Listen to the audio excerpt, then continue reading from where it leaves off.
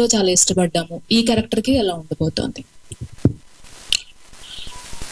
రైతుల గురించి, సమస్యల గురించి ఇందులో ఏం స్పృశించలేదమ్మా. జస్ట్ నేనే కావాలని ఆ కలర్ టవల్, అది రైతులకి సంఘీభావం అన్నట్టు ఉంటుందనే ఉద్దేశంతో బీయింగ్ ఏ ఫార్మర్, ఆ సినిమాలో ఫార్మర్, సో అందుకని వేశాను అంతే తప్ప రైతుల గురించి, సమస్యల గురించి అయితే ఏం లేదు. ఈ సినిమాలో పాత్ర ఎలా ఉంటది అంటే చూద్దాం, వచ్చినాక ఏం మాట్లాడతారు మీరు. బట్ డెఫినెట్ గా నాకు ఇంకొక వేరియేషన్ ఈ సినిమా. బెన్నీ గారు అంటే ఇంతకుముందు ఎవరో ఒకళ్ళు అడిగినట్టు కూడా ఈ రోజుల్లో సినిమా మేకింగ్ అనేది చాలా అంటే ఒక రకంగా థియేట్రికల్ ఏదైతే ఉందో అనీవెన్ అయిపోయిన తర్వాత చాలా ఇబ్బందికరంగా మారింది.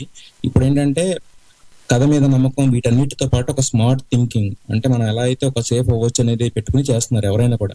సో మరి దండోరా అనేది చెప్పినప్పుడు, ఎందుకంటే ఇది కొంచెం బడ్జెట్ పరంగా చూసుకుంటే కనుక చాలా క్లాసీగా ఉంది, చాలా ఎక్కువ ఖర్చు పెట్టి తీసారని అర్థం అవుతుంది. సో మరి ఈ సినిమాకి మీరు ఎలాంటి అప్రోచ్ తో ముందుకెళ్తున్నారు, థియేట్రికల్ గానీ వేరే విధంగా కానీ? అంటే in terms of story okay చేసిన దగ్గర నుంచి సర్టన్ క్యాల్కులేషన్ లోనే, అంటే కథ డిమాండ్ చేసిందండి ఇది బడ్జెట్ ని. ఇప్పుడు నాకు యాక్చువల్లీ డైరెక్టర్ గా నా దగ్గరికి వచ్చినప్పుడు ఆయన చెప్పిన, ఆయన యాక్చువల్లీ ఎక్కువ అడగలేదు, ఆనెస్ట్ గా కథ చెప్తానే వచ్చానే అన్నారు 2 years బ్యాక్. కాకపోతే ఈ రోజు సినిమా ల్యాండ్ అవుతున్న దానికి సంబంధం లేదు, కథ ఎత్తుక్కుంటూ వెళ్ళింది. అండ్ లక్కీగా ఇప్పటి వరకు అయిన బిజినెస్ కూడా అంతా అయిన బడ్జెట్ కి కంటెంట్ బాగుండి ఆ ప్రపోర్షనేట్ గానే జరుగుతుంది. అంటే అది గుడ్ థింగ్ అండి.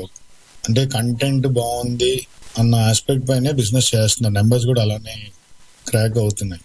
సో జానర్ అండ్ డ్రామా అంటే కంటెంట్ బట్టే బిజినెస్ అవుతుంది. నందు గారు